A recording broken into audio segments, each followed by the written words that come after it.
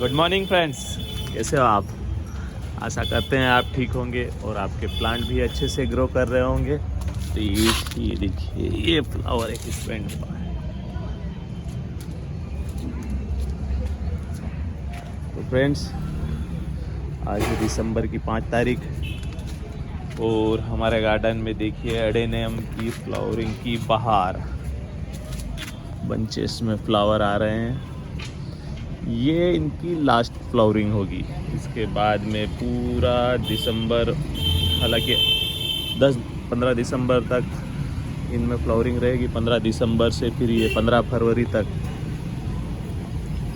Dormant रहेंगे। हालांकि dormancy तो इनकी जनवरी एंडिंग में हमारे यहाँ ख़त्म हो जाती है, पर रिपोर्टिंग, प्रूनिंग, तो फ्लावरिंग तो अब मार्च के बाद ही देखने में आएगी।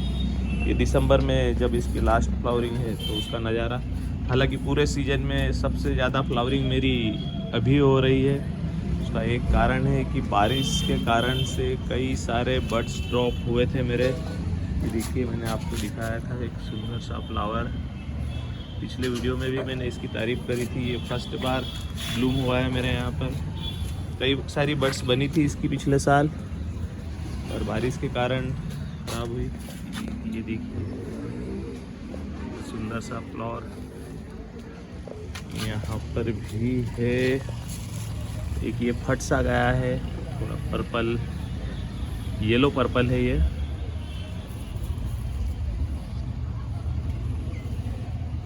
एक में बड्स ही है केवल, और इस प्लांट में कोई भी बड नहीं आया है। तो इसका कुछ और रीज़न होगा, इसका भी जब समय आएगा। यहाँ देखिए, एक फ्लावर एक और अच्छे से निकल के आया है। तो फ्लावर तो कई सारे अच्छे। ये देखिए, एक ये डार्क, ये ब्लैक स्वान है। ये एक ही प्लांट में 2 कलर नहीं है। ये करीब 8 से 10 दिन पुराना है और ये 2 दिन पुराना फ्लावर है। ये आपको स्पष्ट नज़र आ रहा होगा, पिंक कलर और डार्क मैरून कलर, पर ये एक ही फ्लावर है। 2-4 दिनों बाद ये भी अपने आप को पिंक, रेडिश पिंक में कर लेगा कन्वर्ट। तो ये खासियत है एडेनियम की कि फ्लावर भी, इसके कलर भी चेंज होते हैं। देखिए, जैसे ही मेरा एक ये है, ये भी 5 से 7 दिन पुराना फ्लावर है, जबकि 2 दिन पहले ये ऐसे निकला था। देखिए, इसमें कई सारे माइट्स भी लगे हुए हैं। ये माइट्स, एक फ्लावर मेरा ये है, ये खुलने का वेट करीब 5 से 6 दिनों से कर रहा है। 5 से 6 दिनों से मैं इसका वेट कर रहा हूँ कि ये कब ब्लूम हो, पर अभी भी नहीं हुआ है। यहाँ पर भी एक ये पर्पल वाला है। एक मेरा सबसे सुंदर फ्लावर है, ये मुझे काफ़ी पसंद है। ट्रिपल लेयर पेटल में पिंक कलर, ये बहुत ही सुंदर लगता है मुझे। लाइक फ्लावर तो इतने हैं कि मैं एडेनियम में इतनी वैरायटी आती है कि सारे ये देखिए कि यहाँ पर रखा हुआ है मेरा, इसमें कई सारी बड्स हैं और ये ब्लूमिंग के लिए तैयार हो चुका है।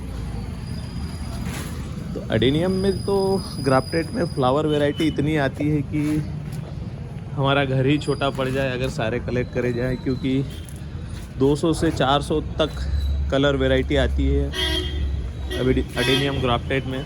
और बात करें अरेबिकम की, तो अरेबिकम में एक ही वैरायटी आती है, सिंगल पेटल फ्लावर, जिसे ये आपको दिख रहा होगा देसी का मेरा, बस इसी प्रकार से अरेबिकम। लेकिन अरेबिकम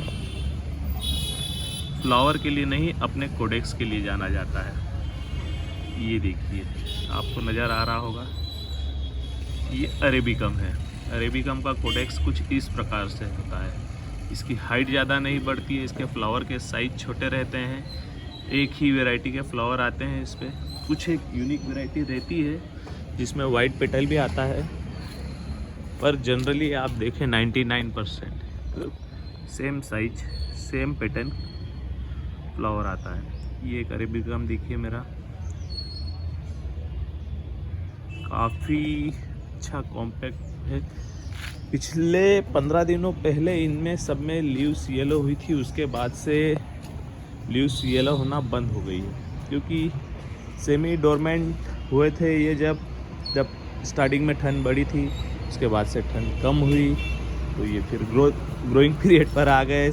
कई सारे बर्ड्स भी फ्लावर में कन्वर्ट हो गए हैं, कई सारे नए सूट भी मैंने कटिंग करी थी तो निकल आए हैं। हालांकि ये सूट्स अब चले जाएंगे, क्योंकि 15 दिसंबर से 15 जनवरी तक जब सर्दियाँ थोड़ी तेज़ होंगी तो फिर ये सो जाएंगे। अब इनका आराम करने का समय, लेकिन अभी तक कोई भी इनका आराम करने का समय किसी भी प्लांट में नहीं आया है।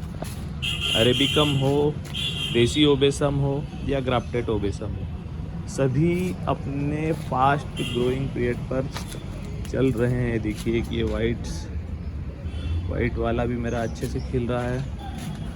तो जितने भी मेरे प्लांट हैं सभी में बड्स हैं या तो फिर फ्लावर है। सिर्फ एक प्लांट को छोड़कर यहाँ पर कोई भी बड नहीं नज़र आ रही है, न कोई बड्स आने के चांस नज़र आ रहे हैं। तो होगी इसमें कुछ न्यूट्रिशन की कमी, पर कोई दिक्कत नहीं है। वैसे भी मैं अभी इनकी ज़्यादा केयर नहीं कर पा रहा हूँ। देखिए ये बटरफ्लाई आ गई है हमारा सीड पॉट बनाने के लिए।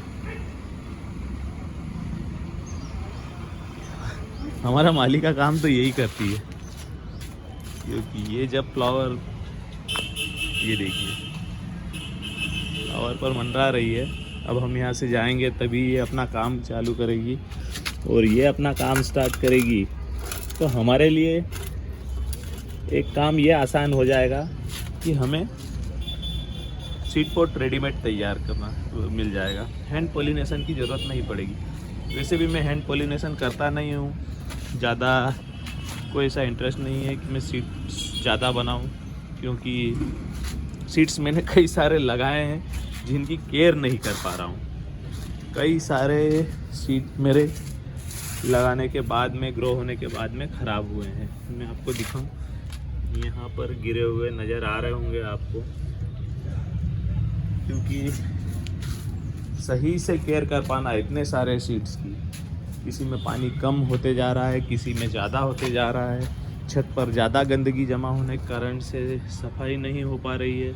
उसका कारण मैं आपको पिछली वीडियो में बता चुका हूँ कि मेरे यहाँ कलर पेंट का काम चल रहा है, तो सामान पूरा अस्त व्यस्त पड़ा है। गार्डन बिल्कुल भी एक कोने में शिफ्ट कर रखा है, नहीं तो ये मेरा पूरी छत पर फैला हुआ रहता है। लेकिन काम चल रहा है कलर पेंट का, इसलिए इन्हें मैंने साइड से कर रखा है। एक ये यहाँ पर भी मेरा प्लांट रखा है, इसे मुझे धूप में रखना पड़ेगा, क्योंकि सॉइल सूखी नज़र नहीं आई मुझे।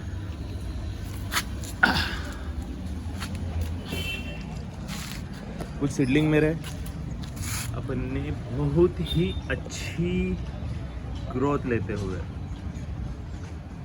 कुछ सीडलिंग स्लो ग्रोथ में भी है। तो होता है ऐसा कि हम कितना भी सब में 100% प्रयास करते हैं, पर रिज़ल्ट कुछ एक में ही मिलते हैं। जैसे मेरे देसी ओबेसम मुझे लगता नहीं कि इस साल डोरमेंट होंगे भी, इनकी पूरे साल फ्लावरिंग चलती रही। देसी में एक यही फ़ायदा होता है कि इनमें कोई भी सीज़न के हिसाब से या टाइम के किसी गैप के हिसाब से फ्लावरिंग नहीं होती है, हमेशा चलती ही रहती है। तो फ्रेंड्स, एक छोटी सी अपडेट मेरे गार्डन की। मिलते हैं अगले वीडियो में।